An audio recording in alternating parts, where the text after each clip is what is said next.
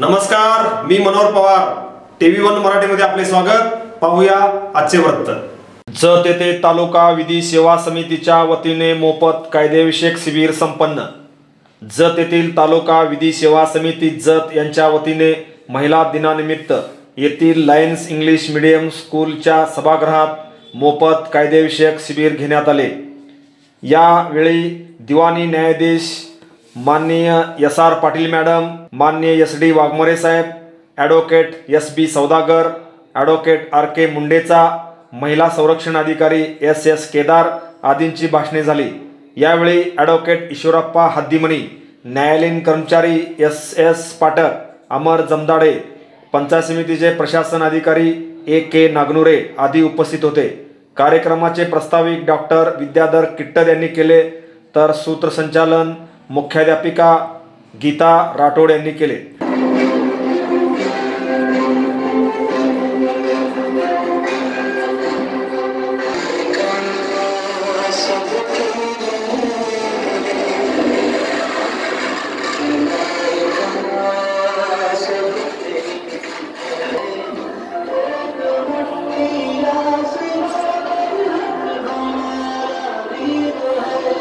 शिक्षणासाठी या सावित्रीबाई फुलेंना सुरुवातीला मुलीच्या शिक्षणासाठी चळवळ चालू केली. त्यावेळी त्यांनी जो त्रास सहन केला, समाजाकडून जो अत्याचार त्यांनी शिक्षणासाठी, मुलीच्या शिक्षणासाठी सोसला, आता मला वाटतंय की महिला आहेत ते बघून त्याची पोचपावती आज आपल्याला या ठिकाणी मिळालेली आहे. मुलं आता मी दरवेळेला बघतोय प्रत्येक ह्याच्यात मुलापेक्षा मुलगी बरी प्रकाश देते दोन्हीकडे. मुलगी शिकली, प्रगती झाली. शिकलेली आई घरादाराला पुढे ने असं हे म्हणायचं का? ही वेळ का आली? तर ही आजचीच गोष्ट नाही. मुलगा पाहिजेच, वंशाला दिवा पाहिजेच. मुलगा झाल्याशिवाय गती नाही, मोक्ष प्राप्ती नाही. अशा प्रकारची हे आपल्याकडं संस्कृती किंवा पूर्वीपासून असं म्हटलं जात आहे. कारण रामायणात सुद्धा दशरथ राजानं पुत्र कामिष्टी यज्ञ केला होता. पुत्रच व्हावा म्हणून, हा वंशाला दिवा पाहिजे म्हणून हा अशा प्रकारचे उद्योग केले जातात. म्हणजे सगळ्या गोष्टींमध्ये प्रोटेक्शन ठेवलेलं, परंतु त्यामध्ये सुद्धा मुलींना म्हणजे फक्त कायदे आणि योजना करून उपयोग नाही, तर आपल्या लोकांचा जो दृष्टिकोन आहे, मुलीकडे पाहण्याचा जो दृष्टिकोन आहे, तो दृष्टिकोन पूर्णपणे बदलला पाहिजे. त्यासाठी शासनाने एक म्हणजे प्रोत्साहन देणारी, प्रोत्साहित करणारी, मुलीच्या जन्माचं स्वागत करणारी अशी योजना काढली की जेणेकरून मुलगी वाचवा, मुलगी शिकवा, म्हणजे बेटी बचाव बेटी पढाव. हा महाराष्ट्र रॅगिंग प्रतिबंधक कायदा जो आहे तो 1999 साली अंमलात आला आणि फार छोटासा हा कायदा आहे. या कायद्यामध्ये फक्त आठच कलम आहेत. ज्याच्यामध्ये रॅगिंग म्हणजे काय, रॅगिंग कुठल्या संस्थांना लागू होते, रॅगिंग झाल्यानंतर जो पीडित विद्यार्थी आहे त्याने काय करायला पाहिजे, आणि शैक्षणिक संस्था ज्या आहेत त्या शैक्षणिक संस्थांमध्ये जे विभाग प्रमुख असतील किंवा शैक्षणिक संस्थांचे प्रमुख असतील त्यांची जबाबदारी काय आहे आणि रॅगिंग कशाला म्हणायचं हे या कायद्यामध्ये दिलेलं आहे. तर या कायद्याप्रमाणे हा कायदा प्रत्येक महाविद्यालय किंवा शैक्षणिक संस्था, त्यानंतर अनाथालय, निवासी शाळा किंवा जी वसतिगृह आहेत, त्याप्रमाणे प्रायव्हेट जे क्लासेस आहेत त्यांना देखील हा कायदा विस्तारित केलेला आहे. किंवा एखाद्या विद्यार्थ्याला एखाद्या कृतीमुळे त्याच्या मनामध्ये लज्जा उत्पन्न होईल अशी जर कृती करायला लावली दुसऱ्या विद्यार्थ्याने किंवा ती कृती करणाऱ्या विद्यार्थ्याला मदत केली तरी देखील हा या कायद्याप्रमाणे गुन्हा आहे. तर या निमित्ताने मला असं म्हणावंसं वाटेल की स्त्रियांना आजच्या दिवशी का महत्व द्यायचं, किंवा आपल्या घरामध्ये सगळ्यात महत्वाची व्यक्ती कोण असते.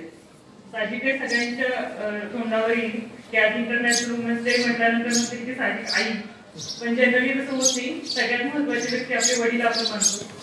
पण जेव्हा आपली आई आजारी पडते किंवा परगावी जाते तेव्हा घर थांबतं, तेव्हा तिचं महत्व आपल्याला कळतं आणि तेव्हा लक्षात येते की अरे आपले वडील महत्वाची व्यक्ती नसून आपली आई किंवा आपल्या घरातली जी स्त्री आहे ही सगळ्यात महत्वाची व्यक्ती आहे. सांगण्याचा उद्देश असा आहे की तिला जरी पगार नसेल किंवा ती बाहेर जाऊन काम करत नसेल तरी तुम्हाला उठवण्यापासून तुमचा टिफिन देण्यापासून तुम्हाला शाळेमध्ये तयार करणं, पाठवणं, तुम्ही जेव्हा घरी येता तेव्हा ते तुमच्यासाठी जेवण तयार ठेवणं, तुमच्या कपडे तयार ठेवणं, संध्याकाळी पुन्हा जेवण करणं, हा जर दिवसभराचा उपक्रम तिने केला नाही तर जे काही तिच्यावर आधारलेली जी काही व्यक्ती आहेत किंवा मुलं आहेत ते त्यांचा बाहेरचा व्यवसाय किंवा बाहेरचं शिक्षण काही पूर्ण करू शकत नाही. त्यामुळे लक्षात ठेवा, आपल्या घरातली सगळ्यात महत्वाची व्यक्ती कोण असेल तर ती आपली आई आहे. तिच्याशिवाय आपलं घर चालू शकत नाही. जर आई आजारी पडेल तर ज्या दिवशी सगळ्यांना अनुभव असेल की आपल्या घरात आई आजारी असेल तर आपलं घर थांबतं. आपल्याला काही सुचत नाही, कुठली कुठं वस्तू असते कळत नाही, किचन मध्ये काय ठेवलं तेही कळत नाही, खाण्यापिण्यापासूनचे वांदे सुरू होतात. आपल्याला प्रत्येक गोष्टीमध्ये गृहीत धरलं जातं, शिवाय आपल्याला प्रत्येक पावलावर आपल्याला प्रूव्ह करावं लागतं. जेव्हा आपण बाहेर कामाला जातो तेव्हा जनरली सगळ्या ऑफिसेसमध्ये ती लेडीज किती क्वालिफिकेशनची आहे, किती कॅलिबर आहे हे पाहण्यापेक्षा ही दिसते कशी इथून सुरुवात होते. हा सर्वांचा अनुभव आहे. आम्ही जेव्हा कोर्टामध्ये आमचं पोस्टिंग होतं आणि जेव्हा आम्ही जॉईन होतो तेव्हा सर्वप्रथम सगळ्यात विषय असतो, जेव्हा लेडीज ऑफिसर ऑफिसर येतात तेव्हा पहिल्या दिवशी तर सगळे काय येतात की ती दिसते कशी. हा शेअर केलेला अनुभव हायकोर्ट जजेसने आहे की हायकोर्टामध्ये सुद्धा नवीन लेडी जजेस जेव्हा येतात तेव्हा बारमध्ये किंवा इतर जे काही पक्षकार किंवा आपले कलिग पहिला दिवस हा विषय असतो की ती दिसते कशी, तिचा अपेअरन्स कसा आहे. पहिले 7-8 दिवस गेल्यानंतर मग तिला जेंट्स ऑफिसर्स किंवा जेंट्स जे कलिग असतात त्याच्याप्रमाणे काम करावं असं समोरची लोक गृहीत धरू लागतात. म्हणजे कॉम्पिटन्स मी मॅटर केव्हा करता जेव्हा ती स्त्री तुम्हाला प्रूव्ह करून दाखवते की मी वेल कल्चर आहे, मी वेल ड्रेसअप करते, मी माझं स्त्रीत्व जपून आहे, आता तुम्ही कॉम्पिटन्स कडे येतात. हा प्रूव्ह करण्यासाठी प्रत्येक दिवशी तुम्ही स्त्रीला काहीतरी प्रूव्ह करायला भाग पडतात. हा जनरली प्रत्येकाच्या आयुष्याचा अनुभव आहे. मी जेव्हा काम करते तेव्हा मलाही अनुभवतात ऍज अ लेडी म्हणून.